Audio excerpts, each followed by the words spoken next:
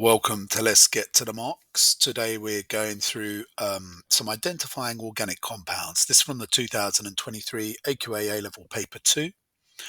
And you can see here we've got four compounds, J, K, L and M with different functional groups. We've got the skeletal formulas, and this is the student's method for identifying these compounds. Separate tubes, containing samples of each liquid, add potassium dichromate solution and warm gently. Test 2, add failing solution and cool in ice water. And test 3, add sodium hydrogen carbonate solution and test any gas produced with a lighted splint. Test 4, add bromine water and shake at room temperature. Identify the missing reagent in test 1. So when you use potassium dichromate, it's got to be acidified potassium dichromate solution. And so you just need to name an acid. It can be dilute or concentrated. They'll give you the mark in this answer, but you can name any acid you can think of. So sulfuric acid, probably the most common one in organic chemistry. You've also got phosphoric acid or hydrochloric acid, your choice. Any one of these will get you the mark. Okay, let's move on to the next part of the question. Don't forget to hit the like. It really helps me and encourages me to make more videos to help you through your A-levels. So 6.2, in addition to the missing reagent in test 1, remember we were missing the acid, there's a mistake in the method for the two other tests. State the two mistakes. So let's look at test 2, 3, and see if there's a mistake. Add failing solution in cool ice water. Failing solution is like Benedict's. You might remember from GCSE. You need to heat it. Okay. You shouldn't be using iced water. And then in this last test, test 3, they've used sodium hydrogen carbonate, which releases carbon dioxide with an acid. You wouldn't be testing with a lighted splint. A lighted splint is the test, the squeaky pop test for hydrogen. Do you remember the test for carbon dioxide? It turns lime water cloudy. So the mistake one, they used ice water with failing solution.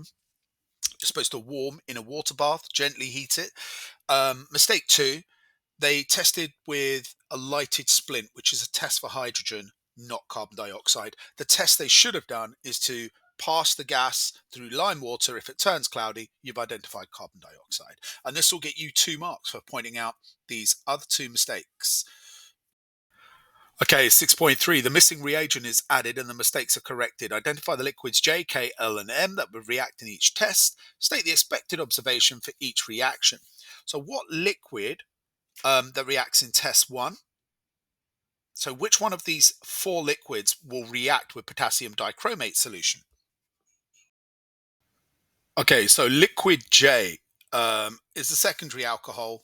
It's got a hydroxide group there that can be further oxidized to a ketone by potassium dichromate. So if you warm J with acidified potassium dichromate using dilute sulfuric acid, you're going to get a positive result, which will be that it will go from orange to green. Now, if we look here, we can see L is a tertiary alcohol, so that's not going to work as tertiary alcohols can't be oxidized. But M is an aldehyde. You see that aldehyde group at the end, and it can be oxidized here to a carboxylic acid by potassium dichromate. So it will also turn from orange to green. So the answer for test 1 is that J and M will give a positive result, and the positive result is orange to green. So let's type that in. Don't forget, J was a secondary alcohol oxidized to a ketone, goes orange to green. And when we oxidized M, the aldehyde, it also went orange to green, the potassium dichromate solution. Now let's check out the liquids that would react with test 2 and the expected observation. So what is test 2? Test 2 was the potassium. Have a look. Oh no, add failing solution and cool in ice water. This is the correct test. So it'll be warmed in a water bath. So what are we going to find with failings? Now, failing solution tests for aldehydes. So we don't have an aldehyde in J, we don't have an aldehyde in K, and we don't have an aldehyde in L. M has an aldehyde, so we're going to get a positive result. And failing solution is like Benedict's from GCSE when you test for glucose. It's blue and it forms a red precipitate with aldehydes as it oxidizes the aldehyde to a carboxylic acid. So let's write. Okay, guys, if you're watching this, please, please, please take your time to hit the like, okay, and subscribe to the channel. The like is so important. It helps my videos get out there and motivates me to make more of these for A-level chemistry. All right, thanks for that. Now, the third test was to add sodium hydrogen carbonate solution and test any gas produced. Now, we corrected that from lighted splint to using lime water. It detects the carbon dioxide and goes cloudy. When you mix sodium hydrogen carbonate with a carboxylic acid or any acid, you're going to get carbon dioxide release. So the only two carboxylic acids up here are J and L. So we just need to write that in.